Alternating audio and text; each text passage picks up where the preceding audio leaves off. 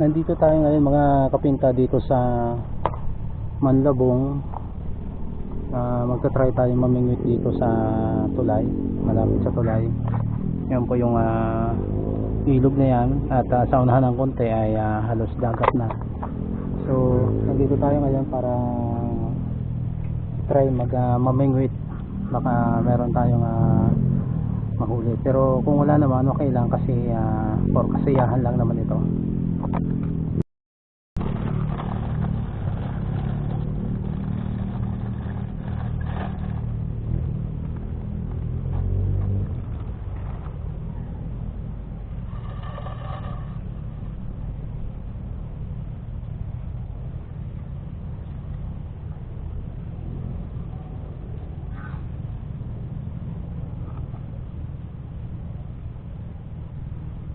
Ito yung pamain natin.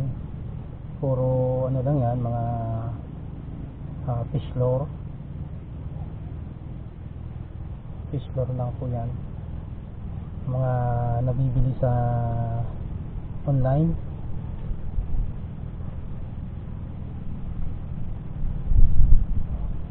Itong isa ay galing sa aking bayaw, at ito naman ay itong maliit na parang octopus ay in-order ko din yan sa Lazada. So sa Lazada po tayo laging umorder, kasi ako ay nadala na sa Shopee. Madami kasing mga scam sa Shopee.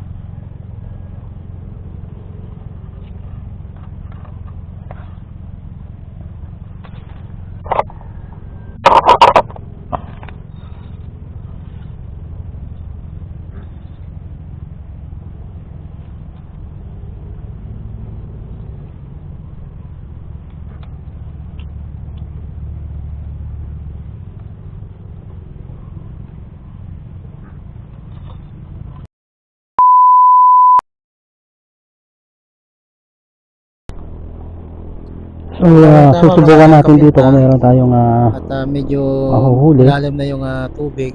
So first try. Medyo high tide na, pero hindi pa gaano high tide yan. Sa tingin ko ay pa mas mag high tide pa, kasi hindi pa gaano malalim. Siguro mamaya mga alas 5, kasi medyo maaga pa, alas 4 pa lang Medyo mababaw pa, hindi pa siya pero gaano nagtisting na malalim kagad yung ako kasi tubig. medyo malalim na rin yung tubig. Malay mo makachamba Mukhang kahit isa. Pero sa totoo lang, ano lang naman to, libangan lang naman ang ginagawa ko. Pagka walang magawa, walang trabaho. Actually, ngayong linggong ito, halos wala akong anong trabaho kasi dapat sana ngayong araw na to meron. Kaya lang natin inurong dito niya sa kasi kabila. baka pwede raw pagkatapos na ng Bakit ang lapit? Holy Week. Sa bagay, nga naman medyo Pero ng kasi problema, pagka Holy Week, meron silang so tatry natin ulit. busy yung mga tao. Kasi Kaya ang problema, siyempre hindi pumayag na rin ako kahit na hindi ako nagsiselebrate ng mga ng ganyang Holy Week. Okay lang din sa akin. Pero sa totoo lang, meron din naman akong gagawin dapat. Yung mga imprintahan ko, bali 3 na nga yung dito nakapilang imprintahan. Kagaya ng sinasabi ko sa inyo na pagka ganitong summer, halos ang madami sa akin ay yung imprinta. Lalong-lalo na pagka nagsimula na yung mga liga. Yung mga team sa akin nagpapa-imprintan yung iba. Yung iba naman sa merong diyan sa bato, may gumagawa ng jersey.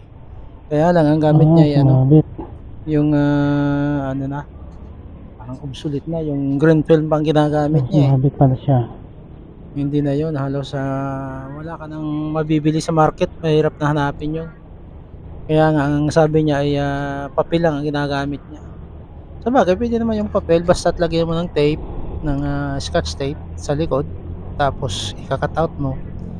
Actually kasi ang ano lang naman niya kakaunti lang naman na imprintahan ng mga jersey. Kasi kalimitan ano lang, mga 14 piraso. 12 yung players plus coach and assistant coach. Sabagay kung may muse pa, edi 15. So, kayang-kaya na 'yun ng papel. Pero hindi gaanong kagandahan ang mangyayari do'n kasi papel lang ang ginamit. Very basic 'yun, kaya hindi gaanong maganda. Pero sa akin ang ginagamit ko ay photo emulsion, photographic, screen printing 'yung ginagamit ko na. At, meron na namang bago na mga lumalabas ng, paraan ng pag-iimprinta sa mga t-shirt. Pero para sa akin okey na itong ano, itong, kasi 'yung iba gumagamit ng sticker. 'Yung sticker kasi madaling masira. Mukhang mahirap talaga Pagka hindi makahuli gaanong dito. lutong-luto yung sticker na So nilagay mo sa dun susunod sa ta-try inimprenta mo sa natin damit, sa na ano yun, malalim, manghiram natatanggal. tayo ng bangka. Yung iba naman nababakbak.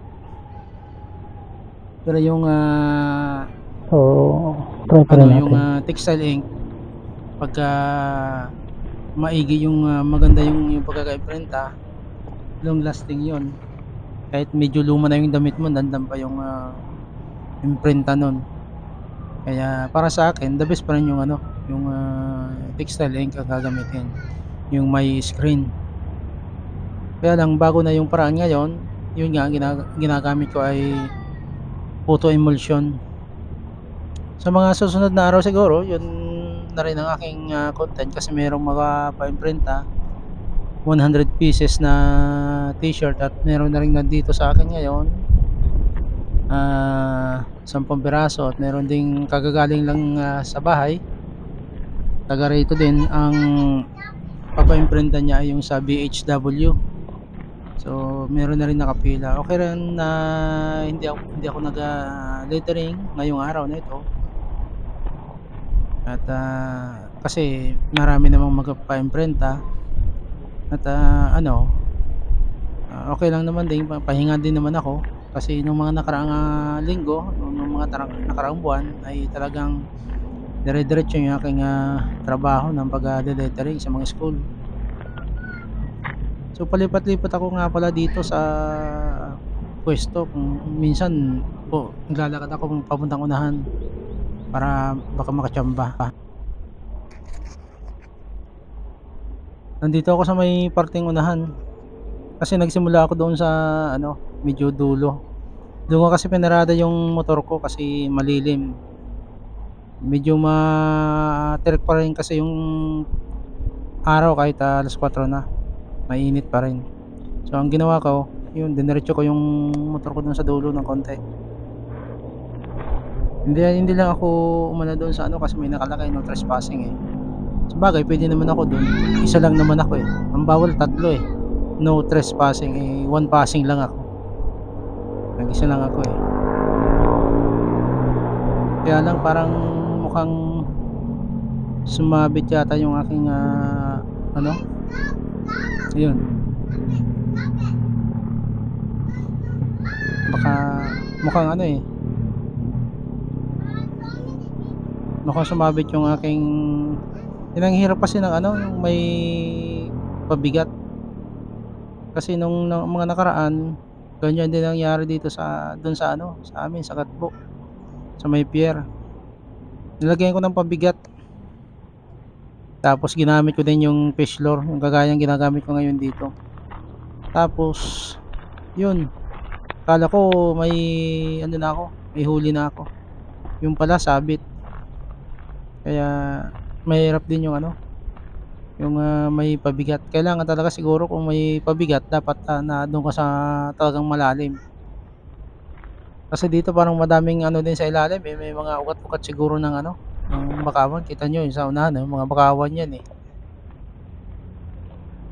Mahirap din sumabit yung ano, sa mga ugat nung bakawan. Yung ugat pa naman ng bakawan ay ano 'yun, litaw 'yun, hindi 'yun naka-ano sa lupa.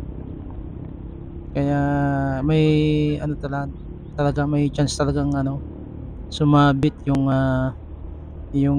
bingwit.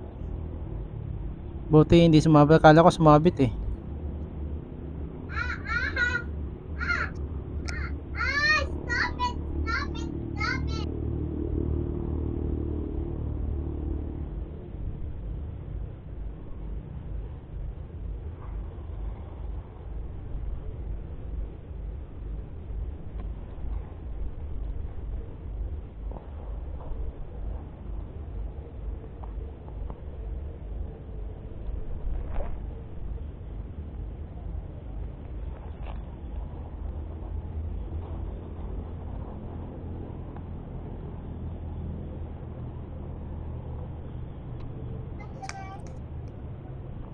Teka, parang ano ito parang sumabit na nga.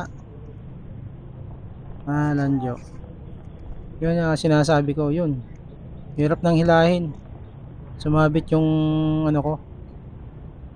Kala ko ano na, may huli. Sinasabi ko na nga ba eh. Sabit, yun eh. Kahit anong hila ko, hindi na mahila, sabit talaga. Kasi kung huli yan, siguro naman ay ano, may hila ko pa yan. Yun. Kaliwat kanan na yung ano ko, hila ko, wala. Talaga sumabit na. Sumabit yung aking bingwit. Maingay yung kasama ko. Sabit na. So, bali wala tayong huli ngayon kasi dito kasi mahirap din naman talaga. Ang maganda kung talagang sa laot. Kung sa laot, kailangan natin ng bangka. So, that's all for today. Siguro ay uuwi na ako. Wala naman tayong gagawin na dito.